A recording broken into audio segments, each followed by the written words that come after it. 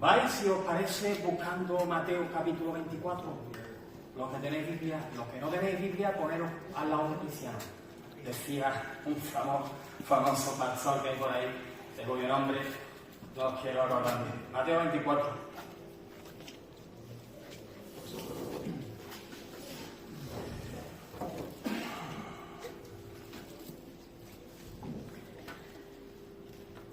Yo voy a buscar también Mateo 24. Oh.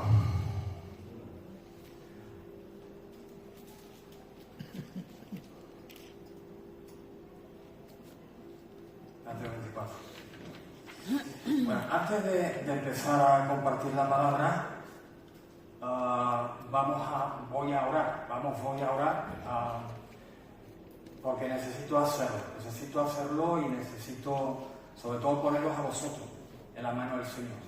A mí también, yo ya lo estoy, vosotros realmente también, pero ya yo venía con el programa en mente de hacer una oración, de interceder en relación a la palabra que vais a estar recibiendo. Es curioso lo que David decía al final, porque reincidía en un pensamiento que a todos nos gusta, ¿no? Lo del Señor viene pronto.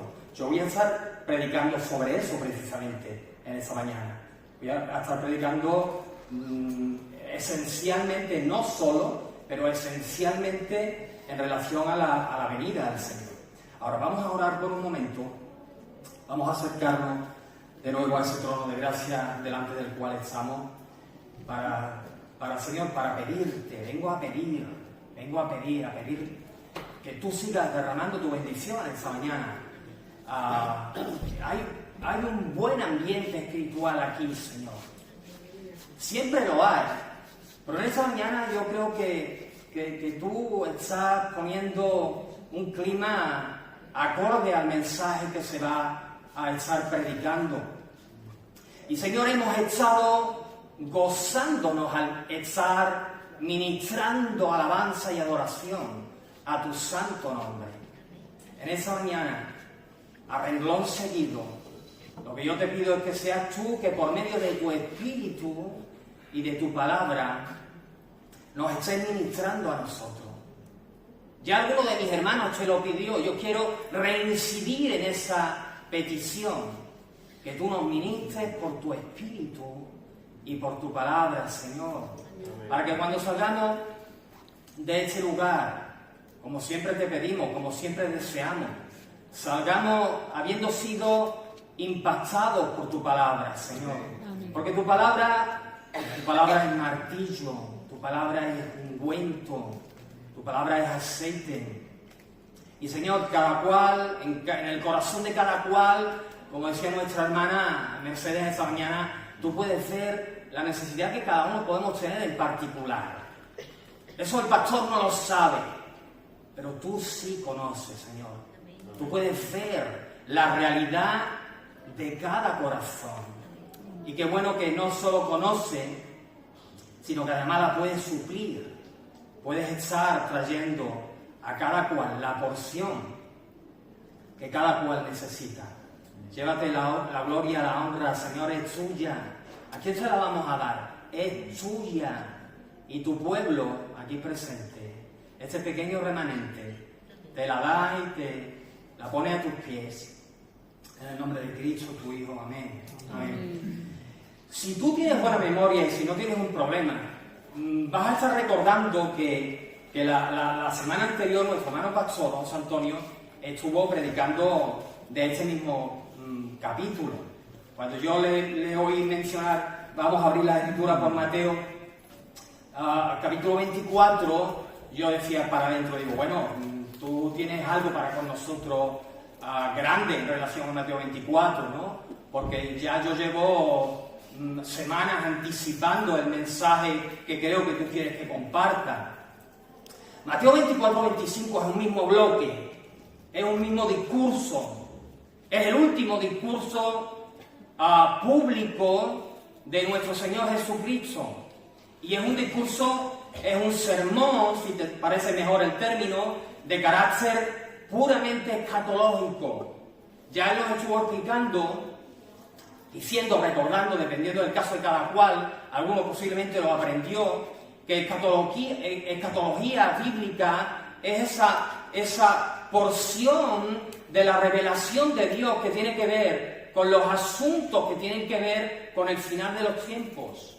Ahora, yo te puedo garantizar, y cuando tú termines de oír el mensaje, lo vas a tener más claro, que nosotros estamos, ya no digo en los últimos tiempos, porque en los últimos tiempos, explicar eso, yo no quiero entrar a explicar eso, pero hace mucho tiempo, hace siglos que estamos en los últimos tiempos.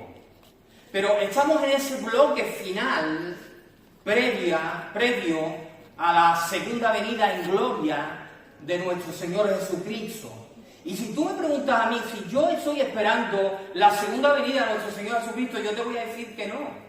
Yo no estoy esperando la segunda venida de nuestro Señor Jesucristo. Qué raro, ¿no?, oír decir eso a un pastor que supuestamente cree en esa segunda venida. Yo creo en esa segunda venida, por supuesto que sí, pero lo que yo estoy esperando es el arrebatamiento de la iglesia, no la segunda venida de nuestro Señor Jesucristo, porque en el desarrollo cronológico de los eventos escatológicos, lo que se dará antes de la segunda venida de nuestro Señor Jesucristo será el arrebatamiento. Yo no sé si aquí todo el mundo cree en eso. Yo predico en base a la doctrina que creo, en base a la doctrina que se me ha enseñado y la que yo he podido verificar, porque no me basta con que me lo enseñen, me da igual quien me lo enseñe, yo necesito verificar si eso realmente es así. Y si yo en el estudio personal de las Escrituras llego a determinar que lo que me han enseñado realmente no coincide con lo que por el estudio yo entiendo que tiene un peso mayor, me voy a quedar en conciencia delante de Dios con eso último. Porque todos estamos llamados a eso. Ahora, yo sé que todos no tienen esa capacidad. Yo la tengo, yo la puedo usar. Pero yo sé que la mayoría de ustedes no tienen capacidad ni tienen herramientas para poder sentarse delante de las Escrituras y desarrollar un estudio bíblico profundo. Pero es normal que eso sea así. Y es por eso que hay pastores, hay maestros, etcétera, etcétera. En este último discurso escatológico, bueno, Jesús nos da una panorámica que es la que vamos a estar empezando a desarrollar. Fíjate, vamos a leer Mateo 24, versículo 37, que dice así como te leo.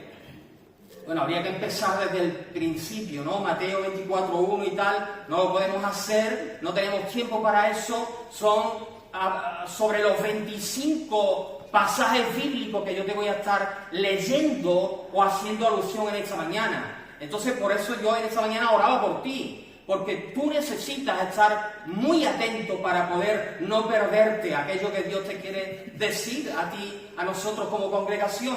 Versículo 37 dice: mas como en los días, es Jesús quien habla, mas como en los días de Noé, así será la venida del Hijo del Hombre. Se está refiriendo a sí mismo. Él es el Hijo del Hombre. Y él dice: porque como en los días antes del diluvio. Y empieza a decir, ¿no? Estaban comiendo, ellos estaban bebiendo antes del diluvio, estaban casándose, dándose en casamiento, hasta, y ahí viene el factor tiempo, hasta el día prefijado por Dios en que Noé entró en el arca. Y si no entendieron hasta que vino el diluvio y se los llevó a todos. Ahora fíjate lo que dice a continuación. Esto es importante para el inicio, para establecer el espíritu del mensaje en esta mañana. Dice: así será también la venida del Hijo del Hombre. Lo que el Señor está diciendo, lo que acabo de decir, lo que acabo de leer, a lo que Él está haciendo referencia, que es lo importante. Él está diciendo: el día que yo vaya a regresar, no hablo de arrebatamiento, hablo de segunda venida, donde todo ojo le verá. En el arrebatamiento no le verá nadie. No es que Jesús viene, es que la iglesia será levantada Al final lo vamos a leer, ¿no? Y reunida con Él en el aire. Pero en la segunda venida todo ojo le verá. Y Él dice, en el contexto social, el perfil social, el tipo de sociedad que se va a dar, que se va a configurar, que se va, no sé, configurar no vale, que se va a llevar a cabo cuando yo venga, va a ser un estilo de vida o una sociedad igual que la que se llevó a cabo en los días de Noé. Entonces, si Él está diciendo eso, a mí me interesa saber qué tipo de sociedad se gestionó en los días de Noé. Porque cuando yo entro a analizar las características fundamentales de la sociedad que se formuló en los días de Noé, cuando yo entiendo los rasgos fundamentales de esa sociedad, los días de Noé a los que Jesús hace referencia, yo puedo aplicar ese patrón, esa plantilla a nuestros días. Y si coincide, yo estoy recibiendo luz de que el clima social, la sociedad en sí, está, conforme a sus palabras, preparada en el marco social, moral, idóneo para su segunda venida. Ahora vamos a ver 3 elementos fundamentales de la sociedad en la que vivió Noé. Y para eso nos tenemos que ir a Génesis. Como tú comprenderás, vamos a buscar Génesis capítulo 6. Algunos pasajes te voy a pedir que los busque, otros no. Simplemente yo los voy a mencionar por el tiempo, ¿no? Génesis capítulo 6, fijaros lo que vamos a estar leyendo.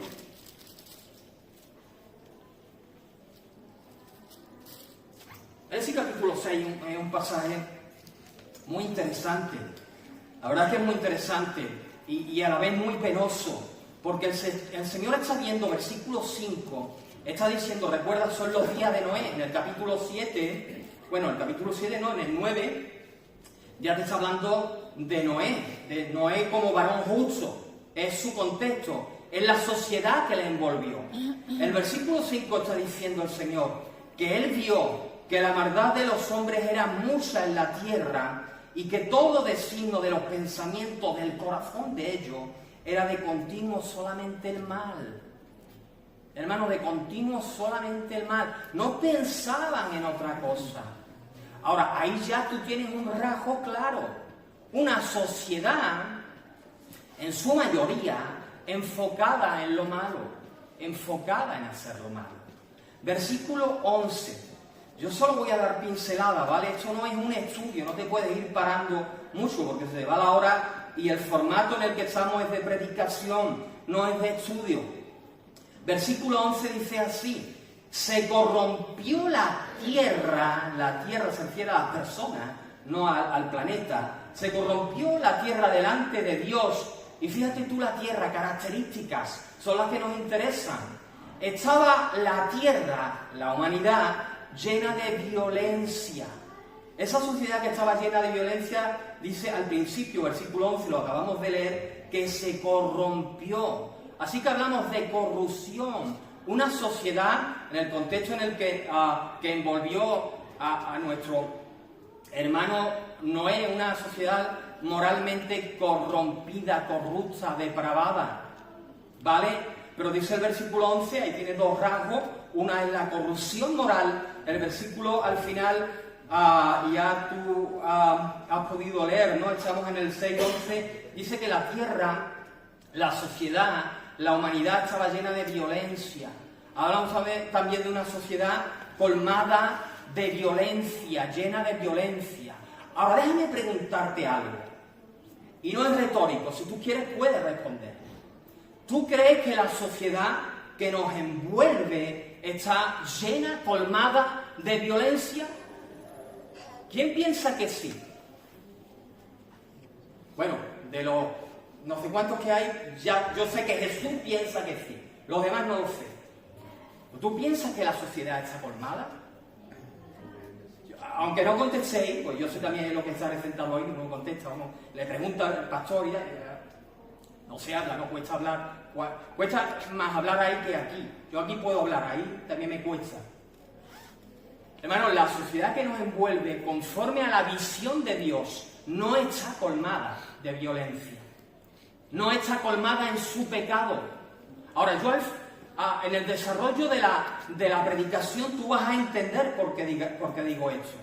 Ahora, hay violencia, hay mucha violencia. Yo tomé nota de algunos rasgos o algunos enfoques de violencia que hoy en día se dan en nuestra sociedad y solo son algunos. Pero hoy en día se habla en televisión, en periódico, en prensa, se puede ver, internet, etcétera. Se habla de violencia física, verbal, emocional, sexual, familiar, violencia de género, económica, violencia en el lugar de trabajo, violencia en el ciberespacio, violencia de pandilla, violencia armada, violencia de odio, violencia étnica, y sigue que hay para más. Eso es lo que nos rodea a esta sociedad. Pero esta sociedad, a pesar de lo que acabo de decir, no está colmada en su mal, en su violencia, en su corrupción. Pareciera que sí, pero las Escrituras nos dicen que no. ¿Cómo tú puedes entender que no? Que todavía no se llegó a ese nivel. Es lo que vamos a ver en el desarrollo de la predicación. Hemos visto un escenario de la sociedad que envolvió a la vida de Noé. ¿Por qué lo hemos hecho? Porque Jesús dijo, lo hemos leído, oye, sepan algo, esto está escrito para nosotros. Ustedes tienen que saber algo. Cuando yo venga a venir, cuando yo vaya a venir, la sociedad que les va a envolver será una sociedad parecida a la de Noé. La sociedad de Noé, te pones a mirar y tú dices, bueno, una sociedad que estuvo enfocada en hacer lo malo, una sociedad moralmente corrompida, una sociedad colmada de violencia. Pero vamos a desplegar un segundo escenario. Y para eso nos vamos a Lucas capítulo 17. Quiero que me acompañes también a Lucas 17, porque en este capítulo, no Mateo, sino Lucas hace referencia al mismo discurso escatológico de Jesús, pero añade un elemento que nos amplía la visión en relación a la sociedad que se tiene que formular y que nos va a dar luz en relación a la cercanía de nuestro Señor Jesucristo. Una de las claves que te puedo dar, si no conoces, sé que muchos no conocéis, los que lo conocéis os lo recuerdo, para estudiar las Escrituras tú tienes que no puedes leer un pasaje y decir, oye, esto es así y punto. Tienes que ver lo que el conjunto de las Escrituras dice en relación a ese asunto. Son reglas de interpretación bíblica. Cuando estamos hablando, por ejemplo, de palabras que Jesús dijo, bueno, hemos leído lo que dijo, lo que registra Marcos, pero ¿qué dijo Lucas al respecto? Quizás Juan no habló y Juan de eso no lo hizo. Marcos no recuerdo, creo que alguna pincelada tiene. Pero Lucas nos dice algo interesante que Mateo no recoge y que nos amplía el escenario en relación al tipo de sociedad que queremos entender para poder tener esa percepción más clara en cuanto a la segunda venida de nuestro Señor Jesucristo. Fíjate, Lucas capítulo 17, versículo 24. No te lo pierdas, dice así, Lucas 17, 24, dice, dice, porque como relámpago que al fulgurar resplandece desde un extremo del cielo hasta el otro, así será la venida del hombre en su día. Pero primero es necesario que padezca mucho y sea desechado por esta generación. Ahora, versículo 26, ¿ves cómo menciona Noé? Es el mismo discurso. Él dice, como fue en los días de Noé, así también será en los días del Hijo del Hombre. Y repite, dice, comían, bebían, se daban en casamiento, hasta el día en que entró Noé en el arca y vino el diluvio y los destruyó. Pero fíjate lo que sigue diciendo a continuación. Dice, de igual manera, así mismo, como sucedió en los días de Lot, e introduce otro personaje con su correspondiente sociedad en la que él vivió. Y dice, como sucedió en los días de Lot, comían de igual manera. La sociedad es así, les gusta comer, les gusta beber, les gusta comprar, les gusta vender, plantar, edificar. Pero, versículo 29, el día en que Lot salió de Sodoma, llovió del cielo fuego y azufre y los destruyó a todos. Versículo 30, así, hermano, así, hermana, así, iglesia, será el día en que el Hijo del Hombre se manifieste, venga, regrese, así como, así, haciendo referencia a la sociedad que envolvió a Lot. Ahora, de igual manera volvemos a hacer lo mismo. ¿Qué sociedad envolvió a Lot? Dime, cuéntame, me interesa saberlo, porque así yo puedo sacar rasgos y ponerlo en la plantilla. Puedo llevarlo a mi escenario para poder comprender mejor cómo va a ser esa sociedad que va a ver venir en gloria a nuestro Señor Jesucristo para juicio. Espérate que Jesús viene, bueno, de eso Jesús va a venir al final prácticamente del juicio, para consumar su juicio sobre el impío. Ahora, yo no me quiero enredar mucho en la vida de Lot, aunque voy a hacer mención a los rasgos fundamentales de la sociedad que le envolvió, por lo que acabo de decir hace un momento, porque esto no es un estudio, esto es una predicación y no lo puedo hacer. Pero uno de los rasgos fundamentales que envolvió, que fue característico de la sociedad en la que este hombre vivió, fue la depravación sexual. Y eso tú lo sabes. Si pudiéramos desarrollar o entrar a leer con más tiempo Génesis 19, ahí está la famosa historia de la destrucción de Sodoma, ¿vale? Llegan los ángeles, la hospitalidad de Oriente, ¿no? Oye, no, ustedes no se pueden quedar fuera, ustedes tienen que pasar dentro, casi que les ruega para que lo hagan. Ellos entran y los hombres de Sodoma se dan cuenta del asunto. Y si lees el pasaje, léelo en casa, vas a encontrar como que todos, y no exagero, todos los hombres de Sodoma, dice el pasaje, desde el más joven hasta el más anciano, se plantan en la puerta de Lot diciendo, queremos que salgan, porque los queremos conocer.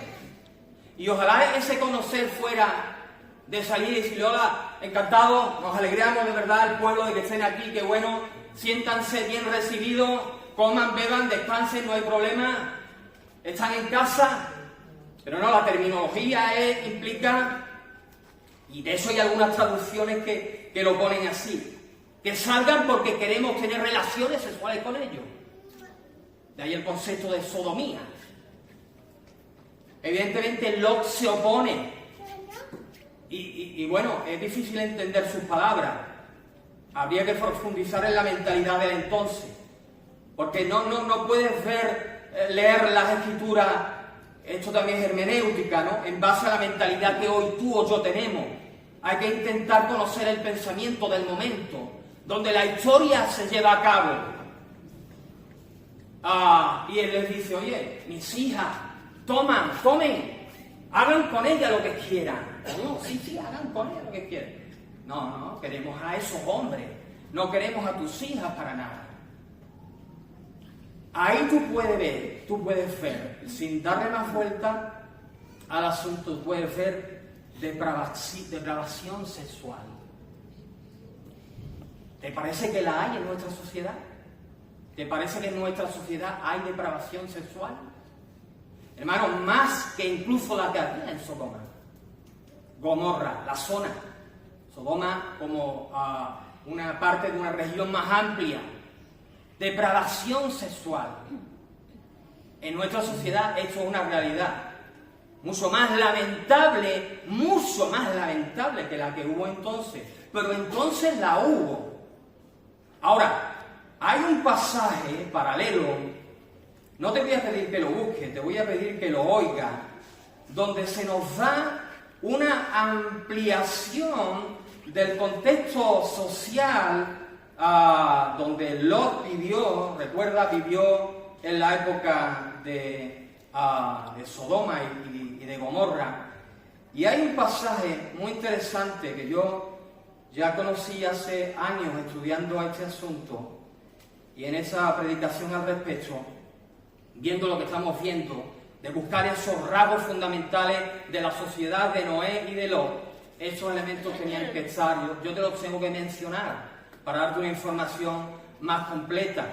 Fíjate lo que está diciendo Ezequiel. Él está diciendo, y le está diciendo a Jerusalén, en un contexto donde Jerusalén está corrupta, corrompida. Le está diciendo a Jerusalén: he aquí que esta fue la maldad de Sodoma. Y le dice: tu hermana, Sodoma, tu hermana, no era su hermana, pero como diciéndole, si ellos eran malos, Jerusalén, tú eres igual, tú eres peor incluso.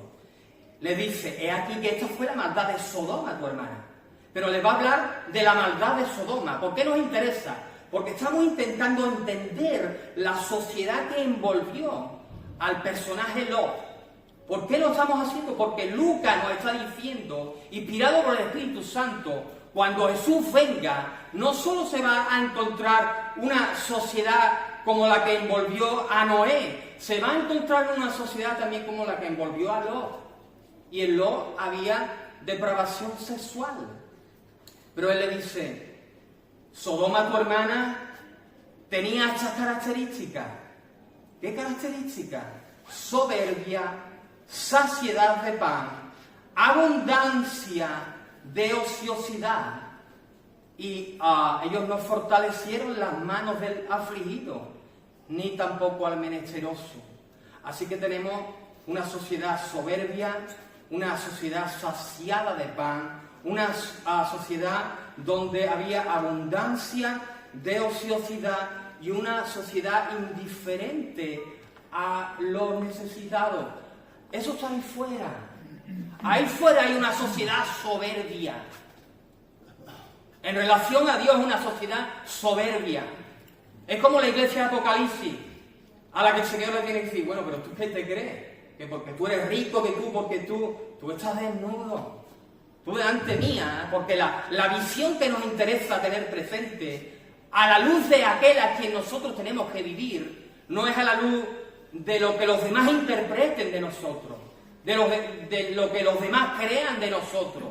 Y es importante nuestro testimonio, claro que sí, para el mundo, para la familia, en la propia iglesia.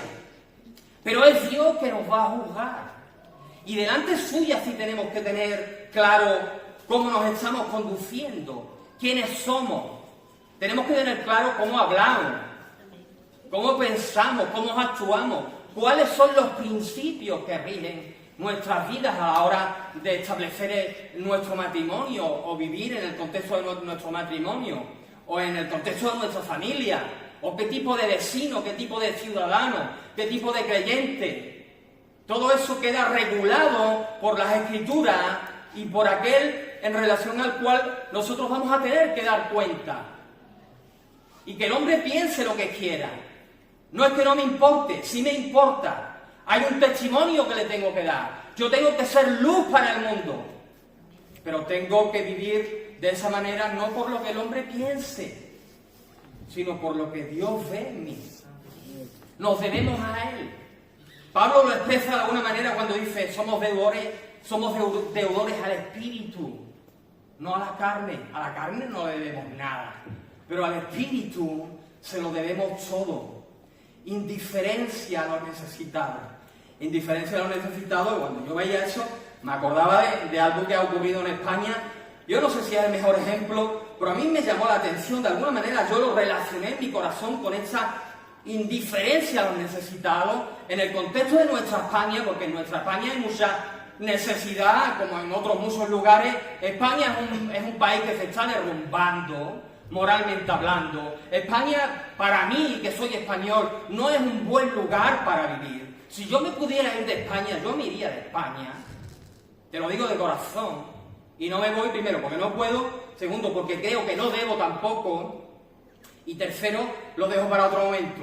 Pero aquí estamos, indiferencia a los necesitados. Yo leía en prensa hace unos días, no sé si lo dijeron en televisión, la verdad es que no lo sé, pero que en la cumbre europea que hemos tenido hace 2 días ahí en Granada, donde se han reunido 40 dirigentes de diferentes lugares del mundo, a la hora de sentarse a cenar, se han gastado 140.000 euros en una cena. Porque no solo han comido los 40 dirigentes políticos de Europa, etcétera, sino que también han invitado a su esposa. 140.000 euros en una cena. 1.750 euros por cubierto. Y yo, Dios mío, 1.750 euros por cubierto. Y con 1.750 euros yo vivo 3 meses. Y me sobra dinero. ¿Les importa realmente la sociedad de España para tener este gasto de, cuidado, de las arcas públicas, que no lo saco ni Pedro ni Pepe de Juan de su bolsillo, que solo hemos pagado los españoles, los que pagan o pagamos impuestos, realmente todos pagamos impuestos de una manera o de otra? Abundancia de ociosidad. Bueno, las nuevas tecnologías han proyectado esto, la industria del entretenimiento para el ocio es una de las más grandes del mundo, cogida de la mano con la industria de la depravación sexual en el ámbito de la pornografía, de la pederastía, etcétera, etcétera, etcétera. Son de las más grandes, ahí donde más dinero se mueve en el mundo entero. Y cuando tú ves una sociedad depravada sexualmente, con soberbia, con saciedad de pan, no les falta nada, donde tiene abundancia de enfoque en el ocio, en pasarlo bien, donde realmente los necesitados les da exactamente igual, digan lo que digan, prometan lo que prometan, aquí, allí, más para allá. Cuando ves una sociedad realmente enfocada en hacer lo malo, corrupta y violenta, tú dices, eso es lo que tenemos fuera. De alguna manera siempre esto ha sido así, pero no al nivel que hoy en día se está dando. El hermano nos hablaba de los terremotos la semana anterior, porque se había dado hace poco, no recuerdo en qué sitio, Afganistán, etc. Cuando se habla del aumento del terremoto, se está hablando precisamente de eso, de aumento. Siempre los ha habido, pero llegando al tiempo en el que estamos llegando, es algo que aumentará. Cuando coge este marco de sociedad caracterizada por lo que hemos visto en el contexto de la vida de Noé y de Lot, muchos cogen eso, muchos de los que no conocen al Señor, cogen esta realidad, que la vemos nosotros y que la ve el impío, la ve el incrédulo.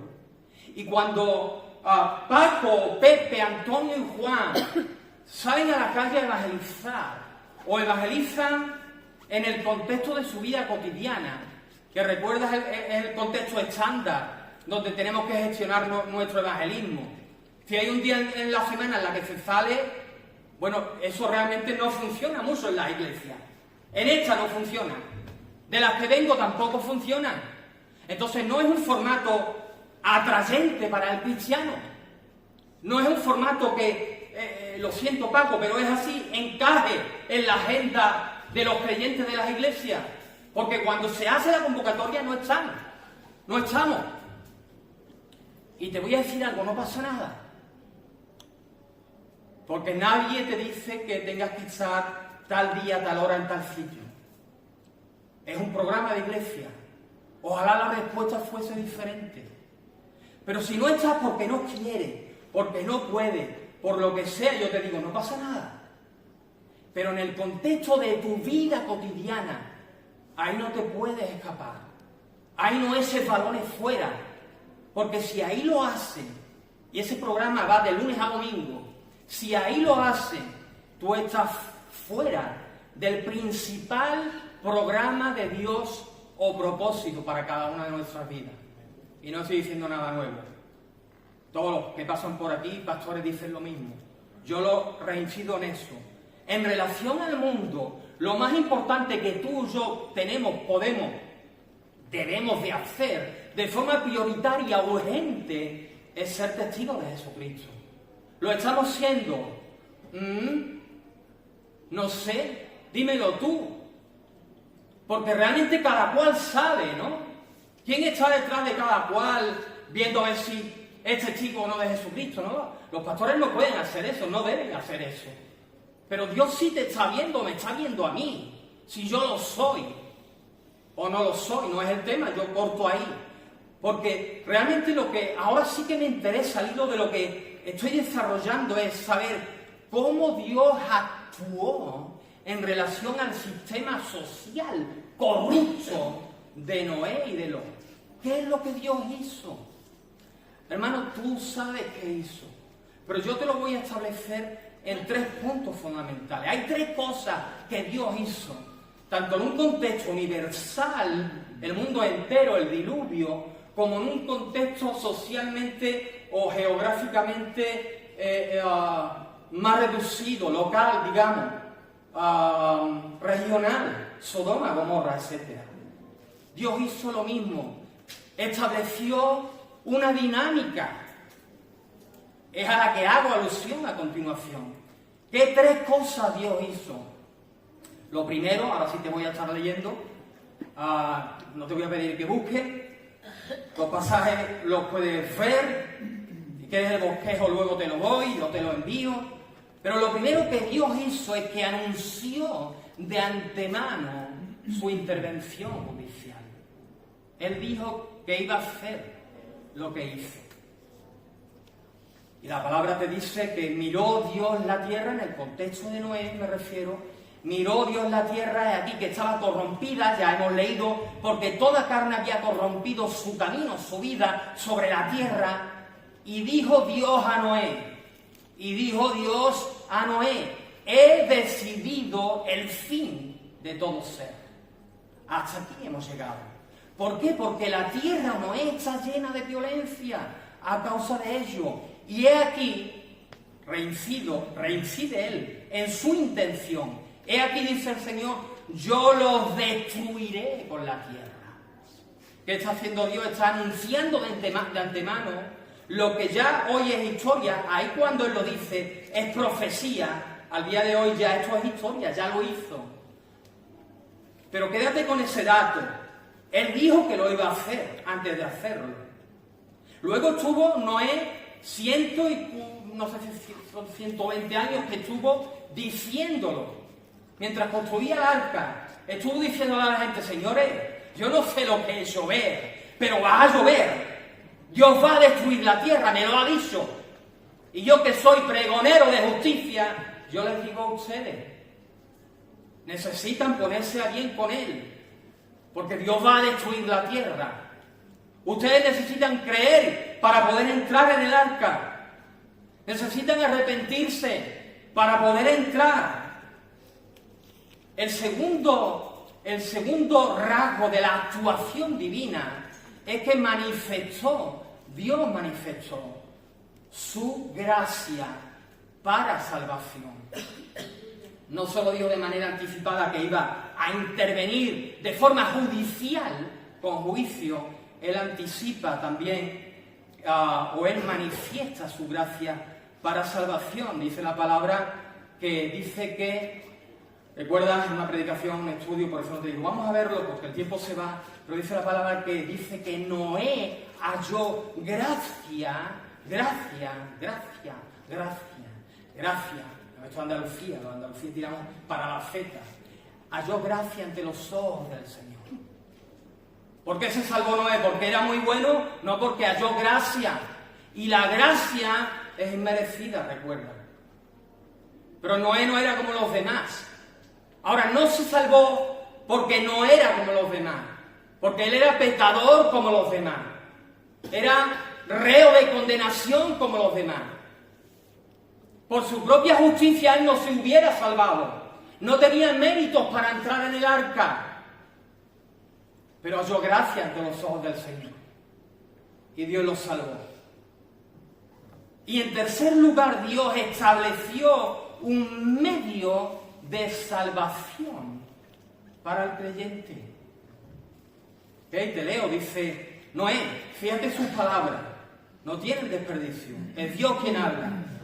Hazte un arca. Esto yo me lo voy a cargar.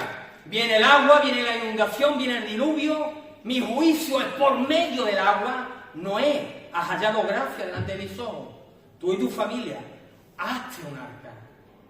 Y le da instrucciones, le dice, de esta manera lo vas a hacer. 300 codos de longitud, 50 codos, le da instrucciones. Hazte un arca, hazlo de esta manera. Y esto nos habla de la salvación, porque en el contexto de la salvación del hombre, es Dios quien establece qué es lo que hay que hacer y cómo hacerlo. No es el hombre que lo establece.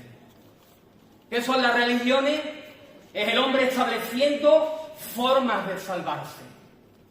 Y Dios dice en su palabra, fíjate, estamos en Génesis, en el desarrollo de las Escrituras. Dios está diciendo, tú estás condenado, yo te quiero salvar, porque de tal manera yo amo al mundo. La forma de hacerlo es esta. En este contexto, en base al juicio por agua, y perdóname si predico en re mayor, porque así es como estoy acostumbrado a hacerlo. Alto. Juicio por agua. La forma la establezco yo.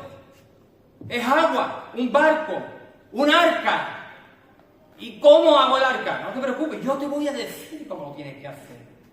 En relación a la salvación del alma es igual. Cuando llegó el momento, y eso es importante tenerlo en cuenta también, porque Dios no amenaza en balde. O más que amenaza, Dios no advierte en balde. Dios no amenaza, Dios advierte por amor. Cuando llegó el momento, lo que Él dijo que iba a hacer, lo hizo. Te leo. En el año 600 de la vida de Noé, en el mes segundo, a los 17 días del mes, fijaros qué conciso, ¿no? A los 17 días del mes, aquel día, no antes ni después, aquel día fueron rotas todas las fuentes del grande abismo, y las cataratas de los cielos fueron abiertas, y hubo lluvia sobre la tierra 40 días y 40 noches. Cuando te pones a estudiar eso, ya desde los años que como José Antonio y otros llevamos compartiendo modo predicación o estudio, cuando yo he estudiado esto años atrás, ahora simplemente lo recuerdo, ¿no? Ya lo retuve, ya lo aprendí, ¿no? Pero lo puedo compartir por eso, no porque yo sea más listo que tú, es que simplemente me tomé el tiempo para investigar y saber esto del diluvio, en qué consistió. No solo vino un anegarse todo porque caía agua del cielo, también brotaba agua a borbotones de la tierra. Es agua desde la tierra y es agua desde el cielo. Son las grandes, las fuentes del grande abismo, las cataratas de los cielos. Esto tuvo que ser impresionante. Eso era juicio de Dios. Y no es un lugar donde a mí me hubiera gustado estar, a menos que estuviera dentro del arca. Dentro del arca yo creo que también lo pasaron mal, escuchando gritos, el vaivén del agua, lo tuvieron que pasar mal. Pero estaban a salvo, estaban en el arca, habían sido puestos a salvo por el Señor. ¿Te das cuenta? Estamos viendo que Dios actúa en relación a la sociedad de Noé y de Lot, dando 3 pasos. Él anuncia de antemano lo que va a hacer, su intervención judicial. Él manifiesta su gracia para salvación y Él establece un medio de salvación para el creyente. Lo hemos visto en la vida de Noé. En el caso de Lot, yo voy mucho más rápido, te lo digo en un minuto, pero para que tú veas lo que a continuación quiero recalcar que es importante. Es realmente importante. En el caso de Lot, Él hace lo mismo. Él anuncia lo que va a hacer. Y Él le dice por medio de los ángeles, le dice a Lot, vamos a destruir esta ciudad. Génesis 19, lo puedes estar leyendo en casa. En segundo lugar, hemos dicho, Dios actúa con gracia. Él manifiesta su gracia. Él le dice, bueno, pero tú saca a tu familia de este lugar. Yo voy a destruir este lugar, pero tú, que eres justo, que eres creyente, juntamente con tu familia, que también lo son, sácalos de este lugar. ¿Qué es eso? Es la gracia de Dios para con Lot y su familia. Fue la gracia del Dios para con Noé y su familia. Y Dios estableció de igual manera el medio de salvación. Y en Génesis 19 lo que tú puedes ver es que los ángeles mismos los sacan de la ciudad. Hay algo muy interesante. Cuando yo he dado... date cuenta que estamos en un contexto de escatología. A mí me gusta mucho la escatología. Muchísimo la escatología. La he enseñado por años en diferentes iglesias. Y es muy interesante porque iba a decir algo que se me pasó cuando yo enseño los motivos, las razones, los argumentos que hay para creer o establecer bíblicamente que la iglesia no va a pasar por la gran tribulación. Este que te estoy desarrollando es uno entre otros que avalan esa realidad. Y es lo que a continuación yo te voy a estar mostrando. Lo saca de la ciudad. Y hay un contexto, hay unas palabras muy significativas donde uno de los ángeles le dice a Lot: tienes que salir, les dice, porque hasta que tú no salgas, hasta que ustedes no salgan, Dios no puede derramar su juicio sobre Sodoma. ¿Te das cuenta de lo que implica eso? Hasta que el justo no es puesto a salvo, hasta que el justo no entra en el arca, hasta que el justo no es sacado de la ciudad donde va a caer el fuego de juicio divino, Dios no puede. Dios dice: yo no puedo hacer nada. Te tengo que poner a salvo primeramente. Esa es la gracia que nos salva, que salva a los redimidos del Señor. Ahora, cuando ves el caso de Noé, como Dios actuó, cuando ves el caso de Lot, como Dios actuó, tú sabes lo que tú tienes delante. Tienes un patrón. Tienes un patrón de jurisprudencia divina. ¿Qué es eso de la jurisprudencia divina? ¿Qué es la jurisprudencia desde una perspectiva jurídica? Son casos, problemas, juicios que se han llevado a cabo y que se ha dictaminado una resolución al respecto, una manera de intervenir judicialmente, y se ha decretado una sentencia. La forma en la que Dios actuó judicialmente en relación a la sociedad de Noé, la forma en la que Dios actuó judicialmente en relación a la sociedad de Lot, configuran un patrón de actuación divina desde la perspectiva jurídica. ¿Ok? ¿Entiendes eso? Ahora la pregunta es: ¿Dios va a respetar ese patrón cuando vuelva a actuar nuevamente en relación a la sociedad desde una perspectiva judicial?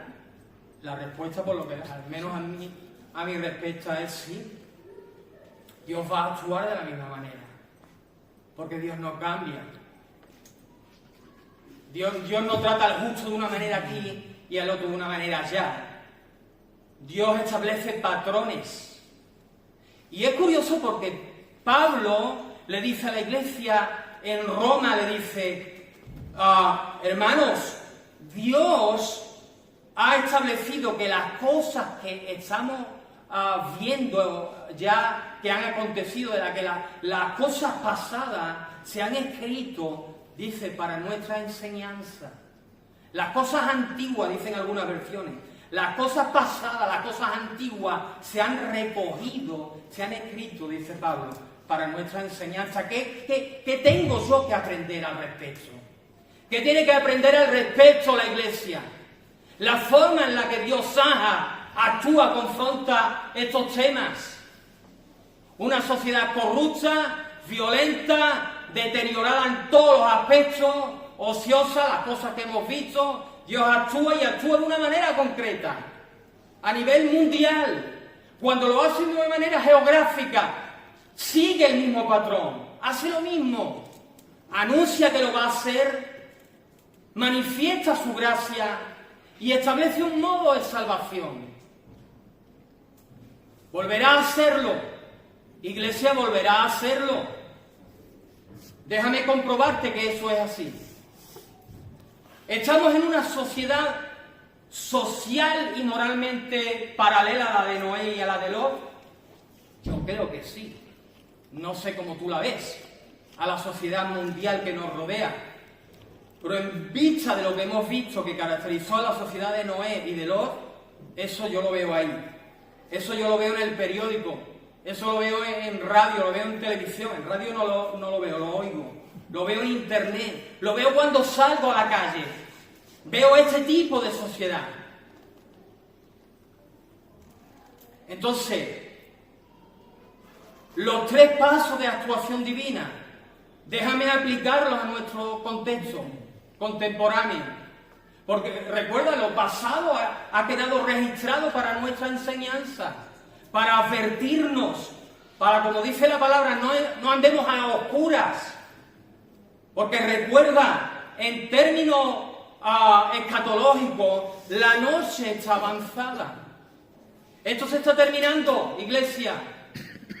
Y proyecta casarte, proyecta comprarte un coche mejor, proyecta lo que tengas que proyectar, que no está mal, no está mal.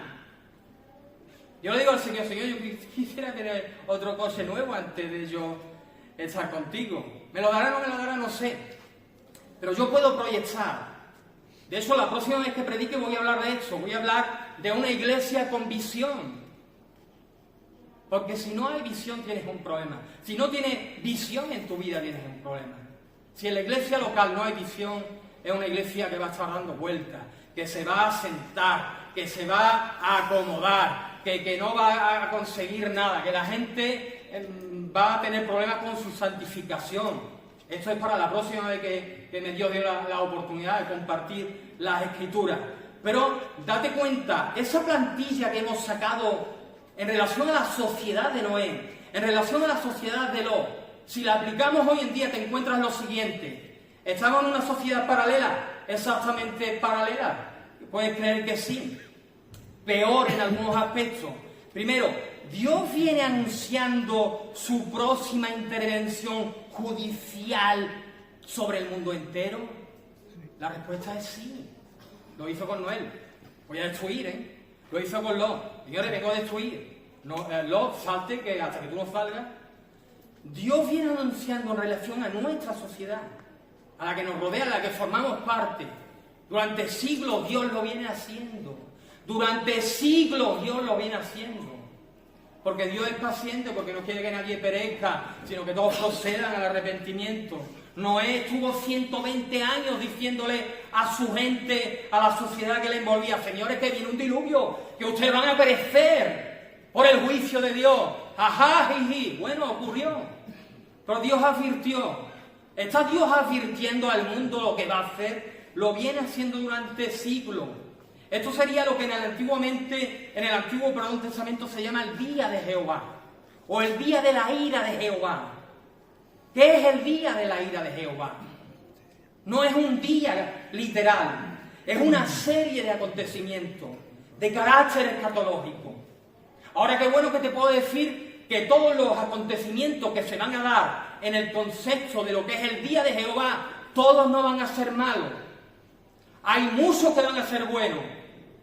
Y tanto, porque ahí, por ejemplo, entra el milenio. ¿Va a ser bueno el milenio? Va a ser bueno. Es Cristo Jesús reinando. No te lo pierdas, con paz y con justicia durante 1000 años en relación al mundo entero. Entra a... Bueno, otros aspectos no me meto ahí porque no es el tema, pero el día de la ira de Jehová. El asunto es que ese día va a comenzar con condenación, con tiniebla, con ira, con castigo. Son términos, entre otros, que en el Antiguo Testamento, en boca de diferentes profetas, durante estos cientos de años atrás hasta el día de hoy, se viene anunciando. Dios va a hacer esto, Dios va a actuar con juicio. Te vas a Apocalipsis.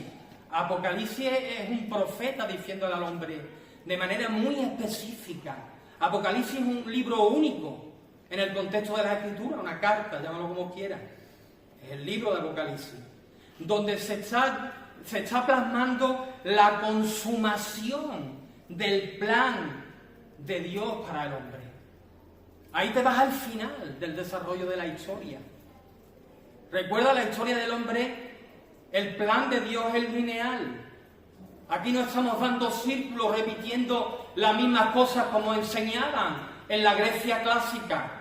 La historia de Dios tuvo un principio, está teniendo un desarrollo y va a tener un final. Nosotros vamos a formar parte de ese glorioso final. Otros muchos no. Otros muchos se van a ver delante del gran trono blanco, dando cuenta de sus vidas, de sus obras, contrarias a la palabra. Los que hoy se jactan, los que hoy son soberbios, los que hoy se ríen, los que hoy cuando te acercas con una Biblia o a predicarles el Evangelio te desprecian, te ignoran, te miran como si fueras tonto, como si fueses de otra época. Todos esos van a dar cuenta delante del Señor. Y yo no lo digo porque yo me alegre, ¿no? En alguna medida sí, pero no me alegro en el sentido de que bueno, la que a ustedes les espera, ustedes se van a enterar. No, porque la condenación es horrorosa, querido. La condenación eterna va a ser horrenda, horrenda.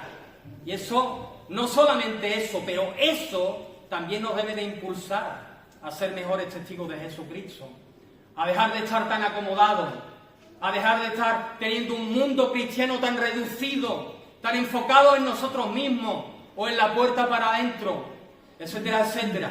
Ahora, Jesús usó a Juan para decir que va a venir una hora de prueba sobre el mundo entero, y esa hora de prueba es el juicio de Dios que viene para esta sociedad que nos envuelve. ¿Le pasó factura a la sociedad de Noé? Sí. ¿Le pasó factura en juicio y justicia a la sociedad de Lot? Sí. ¿Le va a pasar factura a la sociedad que nos envuelve? Sí. Porque Dios es justo. Y antes se me pasó decir algo que ahora voy a decir porque viene bien en este mismo contexto. Paco sabe, yo sé, y todo el que usualmente predica el Evangelio sabe, que te encuentras con personas que no creen, que te dicen, te argumentan, bueno, si Dios es tan bueno, ¿por qué Dios permite una sociedad como la que nos envuelve? Con tanta maldad, con tanta injusticia. Tú sabes que me gusta a mí decirles a personas que me argumentan eso hasta cierto punto con razón. Entiendo que sea así, porque tú hablas de un Dios de amor, un Dios todopoderoso que puede evitar esto. Si existe, ¿por qué no lo hace? ¿Por qué no lo evita? A mí me gusta decirle que Dios no esté actuando relativamente, ¿vale? Porque ya veis que sí que lo hace. Pero que Dios no esté actuando, que Dios no haya actuado, no significa que no lo vaya a hacer. Y evidentemente lo va a hacer. ¿Cómo lo va a hacer? En base a ese patrón de actuación judicial divino que estamos viendo que Él usa. ¿Vale? Entonces, Dios anuncia, sí, lo viene haciendo durante siglos. Segundo punto, Dios ha provisto de salvación por gracia, sí, por medio de Jesucristo. Sabemos que es así, ¿no? Hace 2000 años que ya proveyó de esa salvación por gracia. Por eso el título del mensaje se titula Cristo o el Arca de Dios. Porque para ser salvo del diluvio, del juicio de Dios en tiempos de Lot, tú tenías que entrar en el arca. Hoy en día, para ser salvo, tú tienes que estar en Cristo. Ahí te salvaba estando en el arca. Hoy en día el hombre se puede salvar estando en Cristo. Y hago un paréntesis muy, muy breve. Si tú estás aquí y tú no tienes muy claro que tú estás en Cristo, si no lo tienes claro, si no estás totalmente seguro, es que posiblemente no estés. Porque cuando uno está en Cristo, el Espíritu de Dios da testimonio a nuestro espíritu de que somos hijos de Dios. Y o es ese el caso, o tiene una problemática siendo creyente que necesita ser tratado pastoralmente hablando. Cuarto punto, Dios ha anticipado la forma en que los justos o los justificados serán puestos a salvo. Sí, ¿cómo vamos a ser puestos nosotros a salvo? No hay un arca en el que meterse. Bueno, yo ya soy salvo estando en Cristo. Vale, pero estoy hablando de una salvación, digamos, a efectos prácticos. ¿Por qué a efectos prácticos? Porque, querido, cuando tú te vas a Apocalipsis y tú te vas al capítulo 6 y empiezas a leer el 6 hasta el 19, donde ya Cristo retorna en gracia, ahí tú vas a ver juicio de Dios. Ahí tú vas a ver lo que Jesús llamó la gran tribulación. Son 3 grados judiciales de juicio, que tiene que ver con los sellos, que tiene que ver con las trompetas, y que tiene que ver con el derramamiento de las copas de la ira. De la ira. ¿Te suena esto de ira algo bueno? No es bueno, es juicio. De la ira de Dios. Entonces, ¿cómo yo me salvo de eso? ¿Cómo hoy en día Dios va a gestionar para que nosotros, los creyentes, los justificados en Cristo por su gracia y por la fe, seamos puestos a salvo? No hay un arca donde meterse. Esa hora de prueba viene sobre el mundo entero. ¿Cómo voy a escapar? Jesús, de hecho. Ahí viene el concepto de Dios quitando a la iglesia del medio. Ahí viene el concepto de rapto. Ahí viene ese misterio que Pablo dijo de que en un momento, en un abrir y en un cerrar de ojos, a la final trompeta, los muertos serán resucitados, muertos creyentes serán resucitados incorruptibles, y dice, y nosotros, él pensaba que iba a estar a la vista, hasta que no, nosotros seremos, dice, transformados. Le dijo a la iglesia en Corintio, a la iglesia en Tesalónica les dijo, nosotros, iglesia, seremos arrebatados juntamente con los demás creyentes en las nubes para recibir al Señor en el aire. Y qué bueno lo que dice a continuación, dice, y así, con el Señor en el aire, estaremos siempre, siempre con el Señor. Entonces, ¿qué es el arrebatamiento? En la fórmula, es el plan de Dios para salvar a la iglesia del juicio venidero sobre el mundo entero.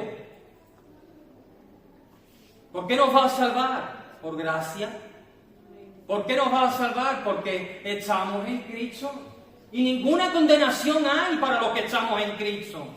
Gran tribulación es juicio. Gran tribulación es condenación, es ira del Señor. Pero eso que nosotros merecíamos también, ya cayó sobre Él en la cruz. Nosotros ahí no tiene sentido ninguno que vayamos a estar. Y porque no tiene sentido, no sería justo que estuviéramos ahí, respetando a los que crean otra cosa. Es que Dios nos va a sacar, nos va a quitar. No es que vamos a estar ahí y ahí nos va a cuidar. A Lot no lo cuidó en medio del fuego que derramó. No, a él lo sacó fuera. A nosotros no nos va a cuidar en medio de la gran tribulación. No, nos va a sacar fuera. Eso es lo que yo creo que la palabra enseña con toda claridad. Ahora una pregunta ya casi entrando a terminar. ¿Cuándo va a ocurrir eso? ¿Cuándo Dios va a hacer eso? Wow, y aquí ya voy a rozar la herejía. Porque no se puede decir cuándo lo va a hacer. Pero yo sí te voy a decir cuándo lo voy a hacer. Y además va a quedar grabado. Y ahora ya tú te pones tenso porque estás a punto de oír una herejía. No, va a ocurrir cuando la maldad llegue a su colmo. Lo que yo no te puedo decir es una hora y un día. Y cualquiera que intente decirte eso, quítate de en medio. O dile a su cara con autoridad en Cristo que es un falso profeta. Si no quieres ser brusco, dile, hermano, creo que te estás equivocando, ¿no? Jesús dijo que no podemos establecer el día ni la hora. Pero lo que sí puedo decir, en base a lo que las Escrituras dicen, que Dios va a actuar judicialmente cuando la maldad llegue a su colmo. ¿Has oído esa expresión? Esa expresión la usamos nosotros. ¿Qué entiendes tú cuando decimos o que quieres transmitir cuando tú mismo has dicho, ya esto es el colmo, esto ya es el colmo, ya esto... ¿Qué estás diciendo? Que ya has llegado a ese límite, ¿no? Que ya lo que sea de lo que estés hablando, ya no puede, ya eso, ya no se puede admitir, ya es el máximo. Hay palabras en el hebreo que se traducen por colmo. Y cuando yo aprendí esto hace años atrás, a mí siempre me ha llamado la atención. Porque, hermano, cuando te vas a la terminología que Dios usa, cuando se usa esta expresión de llegar a ese nivel, que algunas versiones traducen por colmo, realmente te encuentras que cuando actuó Dios en relación a la sociedad de Noé, cuando el mal en la sociedad de Noé llegó al colmo. Cuando Dios actuó en relación a la sociedad que envolvía a Lot, Sodoma. Cuando el pecado en Sodoma llegó al colmo. Y las diferentes palabras que se usan para traducirlos por colmo o mal extremo, etcétera, significan eso, significan completo, acabado, exacto, cumplido, entero, colmo, significa un mal, hablo del mal siempre, un mal muy grande, muy grave, muy numeroso, extremado o gravísimo. Ahora, lo que tú y yo no podemos determinar es cuándo el mal en la sociedad ha llegado a su colmo. Yo no sé qué lectura tú haces, pero cuando yo miro la sociedad yo veo un mal superior al de Noé, un mal superior al de Sodoma. Pero en la lectura de Dios no se ha debido de llegar a ese colmo, porque Dios aún no ha actuado. El asunto es que cuando sí se llegue a este colmo, la iglesia va a ser quitada en medio y Dios va a actuar por medio del juicio que supone la gran tribulación. Ahora, hay dos claves en la vida de Noé que yo te quiero mencionar para terminar, orar y terminar. Dos claves para nosotros, dos claves para ti, dos claves por lo menos para mí. La primera clave es la que aparece en Génesis capítulo 6, donde haciendo referencia a la vida de Noé, dice Dios en su palabra. Fíjate que es sencillo, pero es una clave para ti, es una clave para mí al día de hoy. Dice, Noé hizo conforme a todo lo que Dios le mandó. Eso es obediencia. Noé hizo conforme a todo lo que Dios le mandó. Y la siguiente clave es la que tú encuentras, y ya he mencionado realmente en la segunda epístola de Pedro, donde se hace referencia a él y se le cataloga como pregonero de justicia. Obediencia y testimonio de fe. Esos son los dos parámetros que en esta mañana, para terminar, yo en el nombre del Señor quiero poner en tu corazón. Ya sale en el mío. Yo lo quiero poner en el nombre del Señor en tu corazón. Obediencia fiel a las Escrituras. Y espíritu de pregonero, espíritu de testimonio. Quizás tú vas a ir a Mauritania o a Marruecos o a ningún otro lugar lejano, pero no importa si no lo haces. Todos somos misioneros, nos decía el pastor la semana pasada, que es lo mismo que decir todos tenemos una misión o una comisión, la gran comisión que estamos llamados a cumplir. Y para eso no necesitas irte fuera. En el contexto global de la iglesia sí, se tiene que gestionar, cubrir Jerusalén, Judea, Samaria y hasta lo último de la tierra. Pero no todos vamos a estar cubriendo todo eso. Pero en Jerusalén tú sí tienes que ser testigo. En tu Jerusalén tú sí tienes que ser pregonero de justicia. Y sabes, hay un último pasaje en Génesis que también me llamó la atención por años. Y yo te quiero mencionar para terminar, porque cuando Dios le está diciendo a Noé, mira, Noé tienes que hacer esto, tienes que hacer lo otro, y en un momento dado, aunque ya Noé termina lo que tenía que hacer el arca, y él está en el arca con todos los animales, está en el arca con su familia, está realmente ya puesto a salvo. ¿Sabes qué es lo que Dios hace? Cierra la puerta. Es Dios que cierra la puerta. Y la puerta todavía, en relación a nuestro contexto, está abierta. La puerta es Cristo. Yo entiendo que todo lo que está aquí en esa mañana ya está en Cristo. Pero si tú no estás en Cristo, recuerda, solo hay una puerta por la que tú puedes entrar por medio de la fe para tú poder ser salvo. Esa puerta se llama Jesucristo. Si no entras por Él en modo de fe y arrepentimiento, tú no te vas a salvar. Tú no vas a estar en ese arca espiritual de justificación que se llama Jesucristo. Da igual si lees este libro, da igual si vienes a una iglesia como esta, da igual si manejas el lenguaje evangélico, hermano, bendición, da igual. Si tu corazón no está convertido a Jesucristo, tienes que asegurarte de que así sea. Oramos, terminamos, nos vamos cuando llegue el momento. Padre en Cristo, esta mañana te doy gracias por tu palabra y te doy gracias por la paciencia de los hermanos. Yo sé que ha sido un mensaje con mucho contenido, muchos pasajes. Bueno, ahí está donde tú querías que estuviera en sus corazones y en el mío, como cualquier mensaje que se predica desde ese púlpito. Señor, al hilo de lo último que hemos podido ver en tu palabra, yo te pido que podamos ser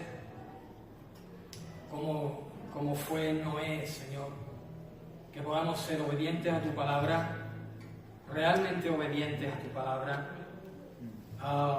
y pregoneros de justicia. No sé la forma en la que cada cual gestionará el ser pregonero de justicia, pero eso es tan importante. Las almas necesitan de hombres y mujeres, de jóvenes y de ancianos, que prediquen a tiempo y fuera de tiempo, porque el día se acerca, nuestra redención está cerca, y queremos poder presentarnos delante tuya y oír de tus labios santos que hemos sido buenos siervos y fieles. Llévate la gloria y la honra con cada uno de mis hermanos aquí presentes. Bendice a esta iglesia, tu iglesia, en toda la faz de la tierra. En el nombre de Jesús, amén.